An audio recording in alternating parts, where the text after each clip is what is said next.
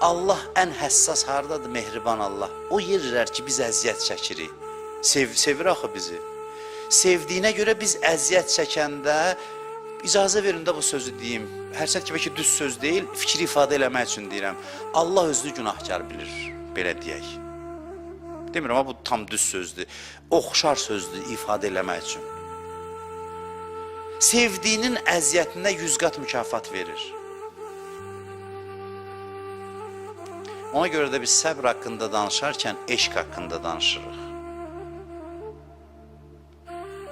Allahın eşqi əsas səbrə görə təzahür olunur. Çünki Allah bizim aşiqimizdir. Biz əziyyət çəkəndə o narahat olar da, narahat olmaq ona mümkün idisə.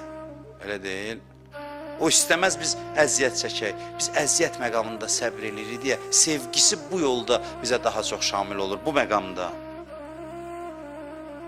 Hədisdə var ki, cəmaat görəcək ki, qiyamətdə Allah səbr eləyənlərə nə mükafat verir? Qiyamətdə hamı əlini qaldırıb arzu eləyəcək ki, kaş dünyada doğulandan ölənə qədər fasiləsiz bizi qayçı ilə doğrayardılar, səbr eləyərdik. Buna razı olacaqlar. Səbrin mükafatını görəndə. Səbr nə qədər mükafata layiq bir xüsusiyyətdir. Bunu görəndə indi deyirik, bu nədir? Pulsuzluqdur. Çəkirik, etiraz eləyirik.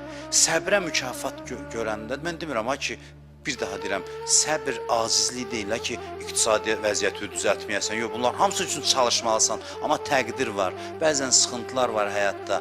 Onun mükafatını qiyamətdə görəndə deyəcəksən, kaş tikə-tikə mənim ömrüm başlayandan axıracan doğrayardılar, dözərdim. Səbrin mükafatı bu ağrını unutturur adama. Görün nələr verəcək Allah, neyniyəcək.